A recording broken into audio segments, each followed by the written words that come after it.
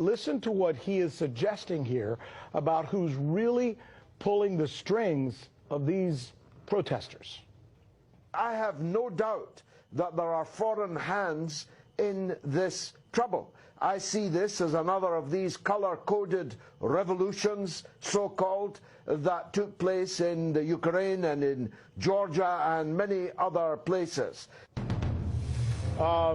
It was actually even longer, but I want to talk about that in a little bit. But first, I want to introduce our guests here. Joining us are two of the best when it comes to this story in particular. NRS correspondent Michelle Greenstein has been all over the China-U.S. story for months now and has done really, I mean, cover your ears, groundbreaking reporting. She really has. Also, Boom Bust host, thank you, you can get him down now.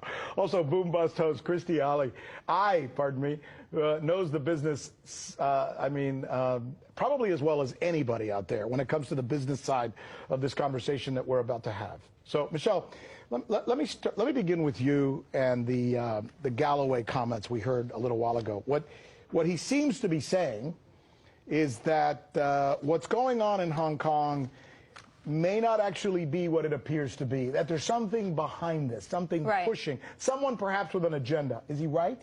Yes, you could certainly say he's right, and this is an element of the Hong Kong protests that are not being so covered in the Western corporate press. Yeah. No surprise there. So I want to show you something. I want to show you the organizers of these anti-extradition law. They call themselves the Civil Human Rights Front, and I want to show you the members of the organizations of this Civil Human Rights Front. So these are the protesters. That's right, the organizers of these protesters. Okay. Not all of the protesters are part of these groups, but these are the organizers. We've got the Hong Kong Institute of Human Resource Management. We've got the Hong Kong Confederation of Trade Unions, as well as a number of others. Now, what do all of these organizations that you see listed here have in common? Tell me. They're all taking money, and they've all worked with an organization called the National Endowment for Democracy. They've all received funding from this organization. Now, the National Endowment for Democracy has been funding groups in Hong Kong. This goes back to the 90s, but just in the last year, the Hong Kong Institute for Human Resource Management, which is the first thing that you saw on your list there moments ago, got $90,000 in just 1 year, in just 2018, from the National Endowment for Democracy. Would you tell us, so our viewers can understand, who the hell is the National Endowment for Democracy? Who are these people? That's right. So who is this NGO funding these protesters, right? Great question. I'm so glad you asked. So let's listen to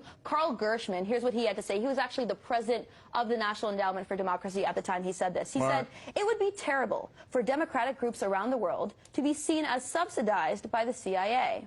We saw that in the 60s, and that's why it's been discontinued. That's why the endowment was created." So here we have this NGO that's been created to, in a sense, do the CIA's work overtly. And let's hear it from Alan Weinstein, who actually helped draft the legislation to create the NED. Here's how he put it. He put it a bit simpler. He said, "A lot of what we do today was done covertly 25 years ago by the CIA." So you don't have to take it from me. You can take it from these men who are involved from the ground up at the National Endowment for Democracy. Here they are saying that this is, in a sense, a front for the CIA itself. And as you know, the CIA loves funding opposition groups. Well, but, you know, a lot of Americans don't know this, right? I mean, you and I this weekend were texting back and forth about the fact that just as back in 2009, the United States actually perpetrated a coup in Honduras, the country where we're having all these problems now with all these immigrants coming. That's right. The Obama administration, and it was led by none other than Hillary Clinton, right? That's so right. That's kind of, and that's just we do this. Many right-wing coups that the U.S. has supported in the past, of course. The National Endowment for Democracy was involved in Honduras.